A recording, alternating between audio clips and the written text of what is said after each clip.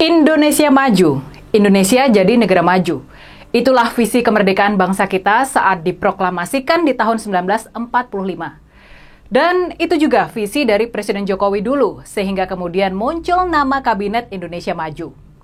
Waktu itu rasa-rasanya kebanyakan dari kita optimis bahwa cita-cita kemerdekaan itu, masyarakat yang adil dan makmur, Indonesia jadi negara maju, itu bakal terwujud dalam jangka waktu yang nggak lama lagi. Alasannya, pembangunan pada periode pertama pemerintahan Pak Jokowi begitu menjanjikan. Pembangunan infrastruktur digenjot, dana desa digelontorkan, BPJS Kesehatan digalakkan, angka kemiskinan terus menurun. Dan yang terpenting, tingkat ketimpangan di antara si kaya dan si miskin pun terus mengecil.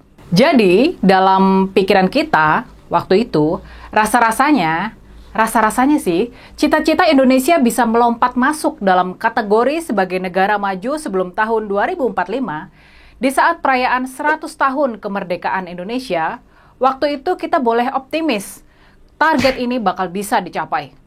Indonesia bakal jadi negara maju sebelum perayaan 100 tahun kemerdekaan di tahun 2045. Makanya kalian semua sudah tahu kan ya? Makanya nama kanal kita ini 2045 TV. Ada optimisme dalam pembentukan kanal YouTube kita ini. Harapannya kanal YouTube ini bisa jadi pengingat akan target kita menjadi negara maju di perayaan 100 tahun Indonesia Merdeka di tahun 2045. Nah, kalau sekarang gimana? Gimana nih perasaan kalian soal peluang Indonesia jadi negara maju? Masih bisa optimis?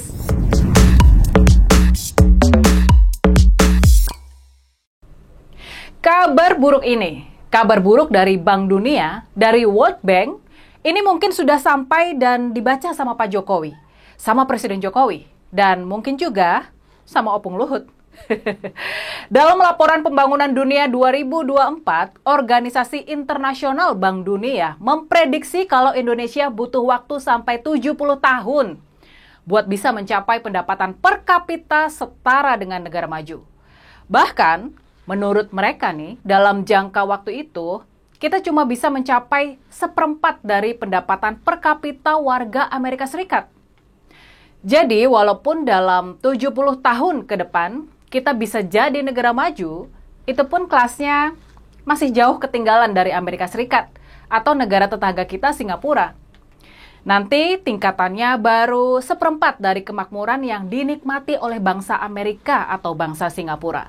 Tapi, ya 1/4 dari pendapatan rata-rata warga Amerika atau Singapura itu sudah lumayan loh ya.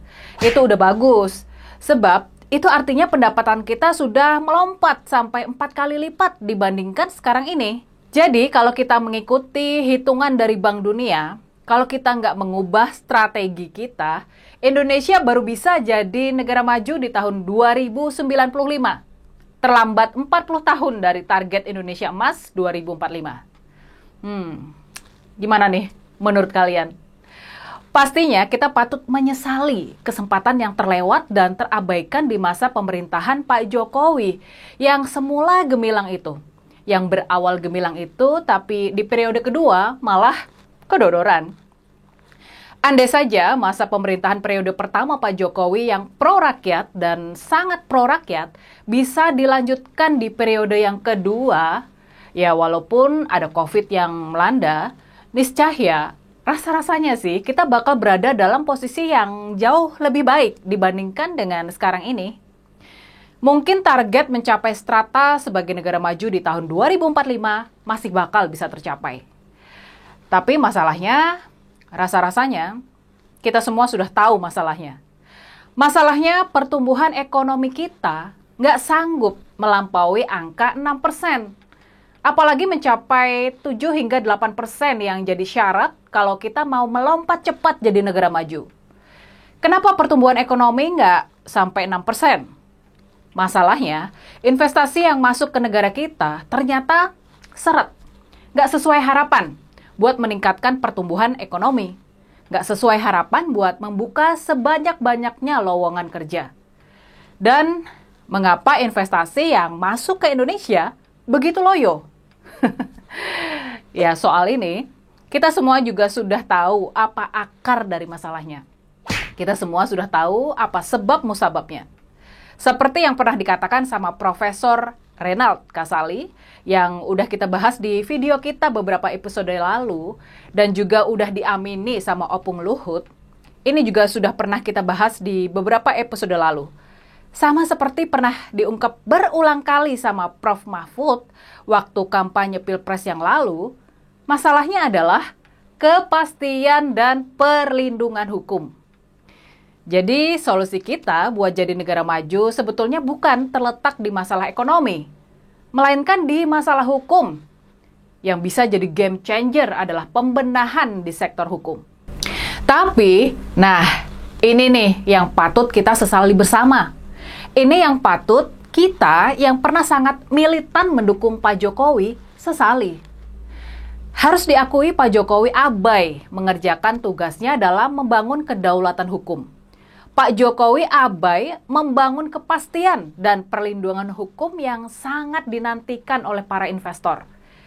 Dan juga sangat kita nantikan sebagai rakyat biasa, supaya kita bisa berbisnis dan hidup secara terlindungi. Supaya kita nggak jadi korban mafia, korban oligarki, dan korban elit kekuasaan.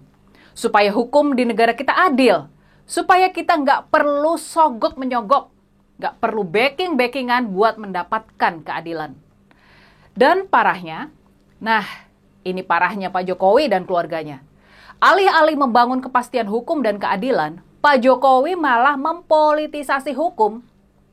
Pak Jokowi malah menghancurkan hukum. Pak Jokowi membuat hukum di negara kita tunduk pada kekuasaan. Pak Jokowi seolah-olah bermain-main dengan adagium l'état c'est moi yang pernah dikatakan oleh Raja Louis ke-14 di zaman kerajaan di Prancis. Negara adalah aku, hukum adalah aku.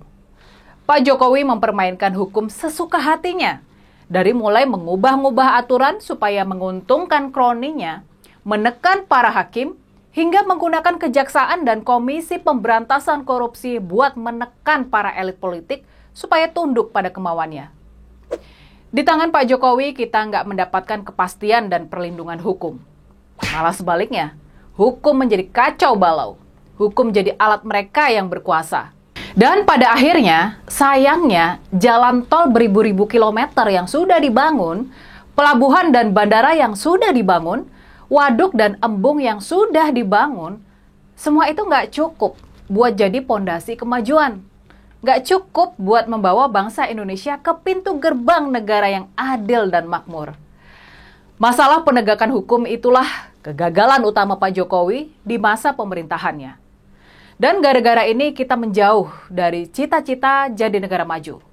Dan mungkin ini hanya sebuah kemungkinan ya. Dan mungkin inilah kegagalan yang disadari oleh Pak Jokowi sendiri.